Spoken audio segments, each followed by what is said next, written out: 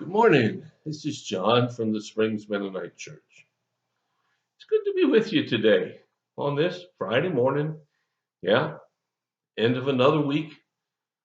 As I keep saying, time just keeps passing by. But it's also the end of our study in Proverbs, and I've looked at for a few weeks now. Proverbs, as I said at the beginning, is a very, very practical book.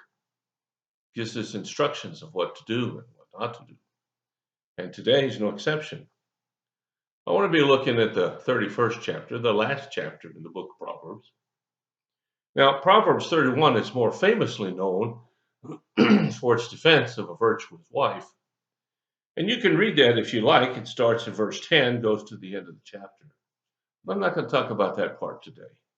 I'm going to talk about the part just before that part, verses 8 and 9. And let us hear the words. Speak up for those who cannot speak for themselves. Ensure justice for those being crushed. Yes, speak up for the poor and the helpless and see that they get justice. You know, our society rewards the successful. Not only does it give them more things, more material goods, more money, more prestige, it also gives them a voice. When you're important, people listen. When you're a nobody, nobody cares. And unfortunately, in our world, there are more nobodies than there are somebodies. Now, let me just clear the air here. I'm not speaking against those who are successful, not in the slightest. And for those who are successful, sometimes can't get my S's out here. I say congratulations. That's good. I'm glad for you. I'm happy for you. But the one thing our world doesn't teach us, and it comes from other places, comes from a spiritual basis. If you're successful, you have to be sure and use it for something worthwhile. Now, I know the more money you have, bigger vacations you take, more exciting things you can do. And that's okay.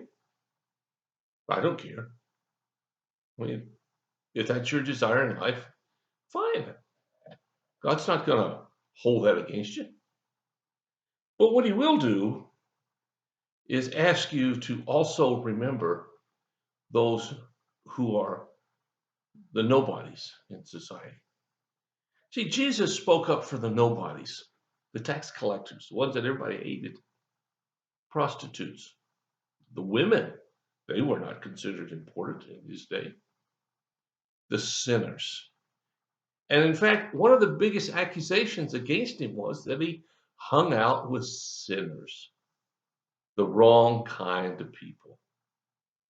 See, most people spend their lives trying to make ends meet, trying to get things done, trying to raise their families. And that's all the recognition they ever get.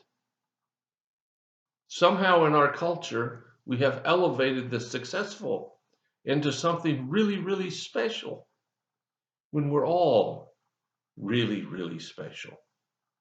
Now, for those who have a lot, who have been achievers, to speak up for those who are at the bottom. I mean, let's look at this again. Speak up for those who cannot speak for themselves. Doesn't mean they don't have a tongue, can't make a sound. Just nobody cares about what they have to say.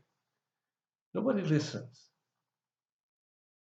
And in our world today, where people seem to think whoever can make the most noise is the one who gets to say the truth, this is really pretty sad.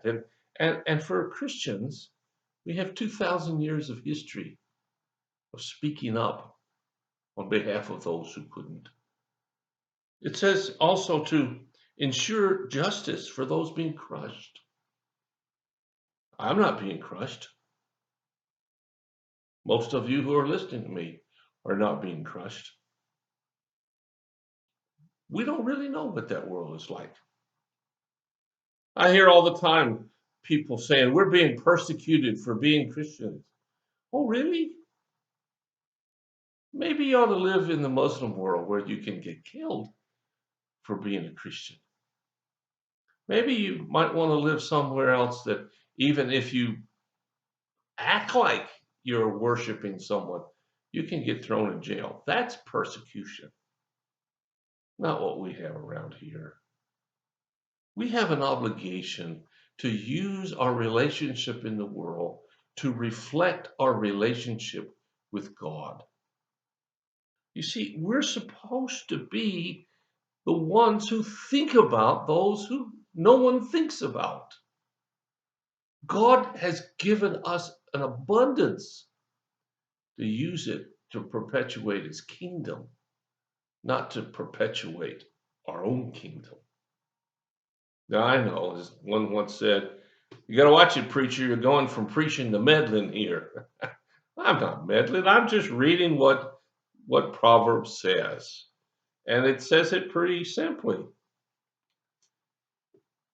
The last verse of this says, yes, speak up for the poor and the helpless and see that they get justice. As you know, and I've said many times, I have 4 black kids. They're wonderful folks. Love every one of them. Each one's different. Each one has different gifts. Each one have different abilities. But what they have in common is darker skin. And they have experienced, and I have experienced with them, being treated unequally in places because they have a different skin color.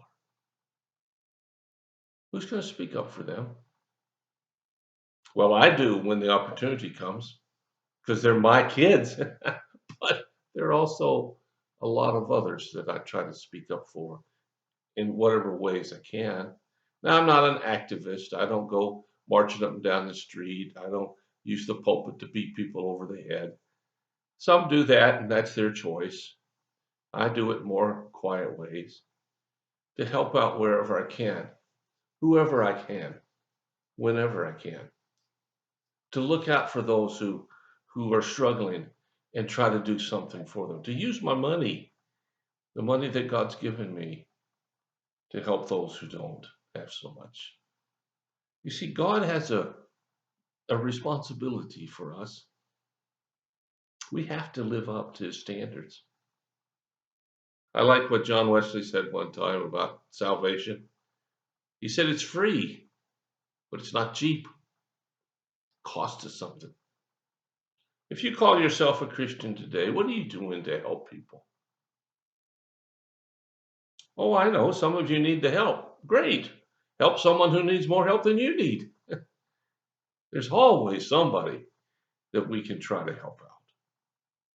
And so I hope today you'll think about your life this weekend. I hope you'll look for God. I hope you'll find God. I hope you'll look for opportunities to serve God. And I hope, because I hope that you have a wonderful, wonderful life and relationship with the Lord. Well, thanks so much for listening. God bless you. If you have a need or a prayer concern, let us know. We'll do whatever we can to help meet your need. Thanks for listening. I'll talk to you again.